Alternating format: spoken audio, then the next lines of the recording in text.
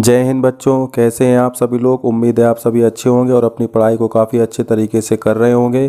तो बच्चों, मैंने आपको कक्षा 10 विज्ञान अध्याय 2 अम्ल क्षार एवं लवण के 4 वीडियोस अपने चैनल पर अपलोड कर दिए हैं। अगर जिन बच्चों ने उन वीडियोस को नहीं देखा है तो इस चैनल को सब्सक्राइब करें, जिसका नाम है आओ पढ़े विज्ञान। तो आपको वहां पर वो चारों वीडियोस मिल जाएंगे, जिनको आप पहले देख लें।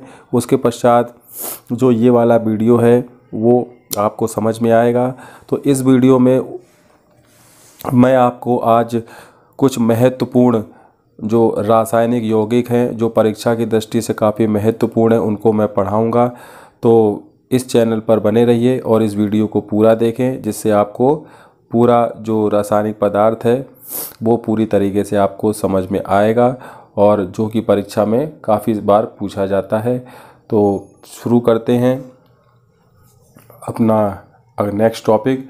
तो उसमें आज हम लोग पढ़ेंगे, आप देखें कि साधारण नमक रसायनों का कच्चा पदार्थ। इसमें आप देखेंगे जो साधारण नमक होता है, जो हम लोग घर में यूज करते हैं, जिसको हम लोग सोडियम क्लोराइड यानी NaCl के नाम से जानते हैं। तो साधारण नमक हमारे दैनिक उपयोग के कई पदार्थों जैसे sodium hydroxide, baking soda, washing soda, विरंजक चूर्ण आदि के लिए एक महत्वपूर्ण कच्चा पदार्थ है। आइए देखते हैं कैसे एक पदार्थ का उपयोग विभिन्न पदार्थ बनाने के लिए करते हैं। तो इसमें सबसे पहले आप देखेंगे सोडियम हाइड्रोक्साइड। सोडियम हाइड्रोक्साइड, जिसको हम लोग NaOH यानी कास्टिक सोडा के नाम से भी जानते हैं। सोडियम क्लोराइड के जलीय विलयन, किसमें बच्चों? सोडियम क्लोराइड यानी NaCl के जलीय विलयन, यानी नमक यानी NaCl में के जलीय विलयन, यानी नमक को पानी में जब हम लोग घोलते हैं तो उसको कहते हैं NaCl का जलीय विलयन। तो इसको हम लोग NaCl का पानी के साथ जो विलयन होता है उसको हम लोग बोलते हैं NaCl का जलीय विलयन। तो यहाँ आप देखें कि सोडियम क्लोराइड के जलीय विलयन से विद्युत प्रवाहित करने पर यह वियोजित होकर सोडियम हाइड्रोक्साइड उत्पन्न करता है। इस प्रक्रिया को क्लोर क्षार अभिक्रिया कहते हैं। यानी ये जो NaCl है और ये जो पानी में इसको घोला गया, जब इसमें विद्युत प्रवाहित की जाएगी तो ये टूट जाएगा NaOH में, और यहाँ पर क्लोरीन यानी ये N के साथ OH इसमें से निकल जाएगा, क्योंकि ये H और OH इसके साथ Na के साथ जुड़ जाएगा OH, तो ये बना लेगा आपका NaOH, और साथ में क्या बनेगी? क्लोरीन और प्लस हाइड्रोजन गैस। तो 3 प्रोडक्ट बने इसमें, सोडियम हाइड्रोक्साइड, क्लोरीन और हाइड्रोजन। तो इस प्रक्रिया को हम लोग कहते हैं बेटा क्लोर क्षार प्रक्रिया, क्योंकि इसमें निर्मित उत्पाद क्लोरीन यानी इसको नाम दे रहे हैं क्लोर, और सोडियम हाइड्रोक्साइड जो कि एक क्षार है, तो इसलिए इस प्रक्रिया को ना कहते हैं क्लोर क्षार अभिक्रिया। इसको आप समीकरण के रूप में देखेंगे, NaCl जब पानी के साथ घोला गया, यानी NaCl और पानी का विलयन, इसको हम लोग ब्राइन के नाम से भी जानते हैं। तो जब इस विलयन में घोला गया और इसमें विद्युत प्रवाहित की गई तो ये टूट गया NaOH में, क्लोरीन में और हाइड्रोजन गैस में। क्लोरीन गैस एनोड पर और हाइड्रोजन गैस कैथोड पर मुक्त होती है। कैथोड पर सोडियम हाइड्रोक्साइड विलयन का निर्माण भी होता है। इस प्रक्रिया से उत्पन्न हुए तीनों उत्पाद उपयोगी हैं। चित्र 2.8 इन उत्पादों के विभिन्न उपयोगों को दर्शाता है। आपकी एक पुस्तक जो NCERT की, उसमें इस प्रकार का डायग्राम बना होगा, जो आपको काफ़ी अच्छे तरीके से इस क्लोर क्षार प्रक्रिया के बनने वाले जो प्रोडक्ट हैं उसके बारे में ये बता रहा है। इसमें आप देखेंगे ये कैथोड है और ये एनोड है। तो आपको जो कैथोड पर है वो सोडियम हाइड्रोक्साइड आपको मिल जाएगा, और जो एनोड है वहाँ पर आपको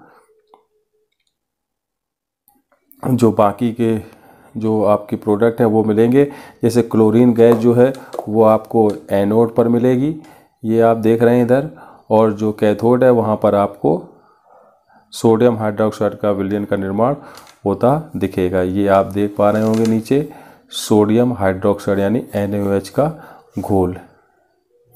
तो यहाँ पर ये तैयार हो जाता है। इस प्रक्रिया में आपको जो ये 3 प्रोडक्ट मिले हैं, सोडियम हाइड्रोक्साइड, क्लोरीन और हाइड्रोजन गैस, इसका अन्य प्रोडक्ट निर्माण में काफ़ी योगदान होगा, उसको हम लोग आगे पढ़ेंगे। तो उसके लिए जो सबसे पहला प्रोडक्ट है जो आपकी परीक्षा की दृष्टि से काफ़ी महत्वपूर्ण है, तो बच्चों अब हम पढ़ेंगे एक नए रासायनिक यौगिक के बारे में जिसका नाम है विरंजक चूर्ण। ये परीक्षा की दृष्टि से काफ़ी महत्वपूर्ण है, इम्पॉर्टेंट है, और इसको हम लोग अच्छे तरीके से पढ़ेंगे जो कि आपको सरल भाषा में पढ़ाया जाएगा। तो आप देखिए, जो विरंजक चूर्ण होता है इसका जो प्रचलित नाम है, क्या नाम है बच्चों? प्रचलित नाम, इसको कहते हैं हम लोग ब्लीचिंग पाउडर। क्या कहते हैं हम लोग इसको? Bleaching powder.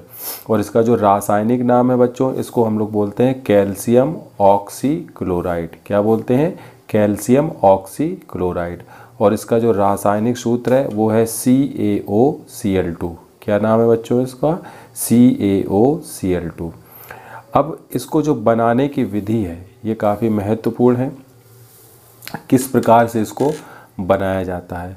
तो इसको बनाने के लिए सबसे पहले शुष्क बुझा हुआ चूना लेना पड़ता है। शुष्क बुझे हुए चूने पर क्लोरीन की क्रिया से विरंजक चूर्ण का निर्माण होता है।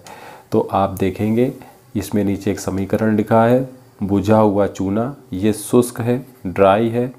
शुष्क बुझा हुआ चूना लिया, इसमें क्लोरीन गैस, ये बच्चों कहाँ से आती है क्लोरीन गैस? आपको जो क्लोर क्षार अभिक्रिया है, क्लोर क्षार अभिक्रिया है, उस अभिक्रिया में जो क्लोरीन गैस बनती है, उस क्लोरीन गैस का उपयोग विरंजक चूर्ण को बनाने में किया जाता है। इस क्लोरीन गैस के ऊपर इसको शुष्क बुझे हुए चूने के ऊपर से गुजारा जाता है, किसको? क्लोरीन गैस को, जिससे हमको एक नया प्रोडक्ट CaOCl2 और पानी प्राप्त होता है। तो जो CaCl2 है विरंजक चूर्ण, ये येलो और वाइट, पीला सफ़ेद कलर का एक पाउडर के रूप में होता है और ये तीक्ष्ण गंध वाला होता है। तीक्ष्ण गंध वाला एक जो यौगिक है जिसको हम लोग विरंजक चूर्ण के नाम से जानते हैं। अब बच्चों परीक्षा में इसके उपयोग पूछ लिए जाते हैं। तो बच्चों इसके जो उपयोग हैं आप देख रहे होंगे, जल को शुद्ध करने में इसका उपयोग किया जाता है। किसका? विरंजक चूर्ण का। यानी जो जल में गंदगी होती है उस गंदगी को ये दूर कर देता है, इसलिए जल को साफ करने में इसका उपयोग किया जाता है। वस्त्र उद्योग में, वस्त्र उद्योग जो कपड़ा उद्योग होता है, उस उद्योग में जो कपड़ों के विरंजन के लिए इसका उपयोग किया जाता है, डीकलराइजेशन के लिए इसका उपयोग किया जाता है। जैसे कपड़ों में जो दाग धब्बे लग जाते हैं उसको साफ करने के लिए इसका उपयोग किया जाता है। इसी प्रकार से कागज़ उद्योग में भी इसका उपयोग किया जाता है विरंजन में। इसी प्रकार आप और आगे देखेंगे रासायनिक उद्योग में अपचायक के रूप में भी इसका उपयोग किया जाता है, क्योंकि ये एक बहुत अच्छा अपचायक है और ये सामने वाले को अपनी ऑक्सीजन प्रदान करके सामने वाले का उपचयन कराता है, इसलिए ये काफ़ी अच्छा अपचायक के रूप में इस्तेमाल किया जाता है। और सबसे अच्छा जो इसका उपयोग है सौंदर्य प्रसाधन में, यानी जो कॉस्मेटिक इंडस्ट्री है, जो चेहरे के जो क्रीम्स वगैरह आती हैं उसमें इसका उपयोग किया जाता है। तो ये काफ़ी महत्वपूर्ण इसके 5 उपयोग हैं, जल को शुद्ध करने में, वस्त्र उद्योग में, कागज़ उद्योग में, रासायनिक उद्योग में और सौंदर्य प्रसाधन में। तो ये थी जानकारी विरंजक चूर्ण के बारे में जो मैंने आपको बताई। अब इसके बारे में थोड़ा सा मैं आपको बता दूं कि ये जो विरंजक चूर्ण होता है ये एक पाउडर के फॉर्म में होता है, जिसको हम लोग ब्लीचिंग पाउडर के नाम से कहते हैं, जानते हैं। ब्लीचिंग आपने सुना भी होगा, कई लोग बालों में ब्लीचिंग करवाते हैं, बालों के जो ब्लैक कलर्स होते हैं उनको ब्राउन कराने के लिए, या फिर जो चेहरे पे भी जो ब्लीच कराई जाती है। तो ब्लीच का जो अर्थ होता है देखा जाए तो उसको हम लोग कहते हैं कलर को चेंज करना है। क्या होता है बच्चों? कलर को चेंज करना। तो कलर को चेंज करने को ही हम लोग ब्लीचिंग कहते हैं। उसके लिए जो पाउडर का इस्तेमाल किया जाता है उसी को हम लोग ब्लीचिंग पाउडर के नाम से जानते हैं, जिसको हिंदी में हम लोग विरंजक चूर्ण के नाम से भी जानते हैं। तो आजकल जितने भी ये कॉस्मेटिक सौंदर्य प्रसाधन के प्रोडक्ट हैं उसमें ब्लीचिंग पाउडर का इस्तेमाल किया जाता है। लेकिन आप लोगों को कहीं से भी अगर ब्लीचिंग पाउडर मिल जाता है तो उसको आपको अपने फेस पे नहीं लगाना है, क्योंकि कंपनियां लोग रिसर्च करके और उसका जो पीएच होता है वो पूरा मेंटेन करके उसको प्रोडक्ट को तैयार करती हैं, जिसको मार्केट में भेजा जाता है और फिर उसका यूज किया जाता है। इसलिए आप लोग कतई भी ब्लीचिंग पाउडर को डायरेक्ट अपने फेस पर ना लगाएं, जिससे कि आपको कई प्रकार का नुकसान भी हो सकता है। तो बच्चों, ये थी जानकारी व्यंजन चूर्ण के निर्माण और इसके उपयोग के बारे में। आपको नेक्स्ट वीडियो में नेक्स्ट टॉपिक से आपको पढ़ाया जाएगा, वो भी काफ़ी महत्वपूर्ण है। तो अगर आप इस चैनल पर नए हैं तो इस चैनल को सब्सक्राइब कीजिए, बेल आइकन को प्रेस कीजिए और मिलते हैं फिर नेक्स्ट टॉपिक में, जिसका कि नाम है बेकिंग सोडा। बहुत मज़ेदार टॉपिक है, मज़ा आएगा आपको पढ़ के। तो मिलते हैं फिर नेक्स्ट वीडियो में। तब तक के लिए सभी कक्षा 10 के विद्यार्थियों को जय हिंद, जय भारत, वंदे मातरम।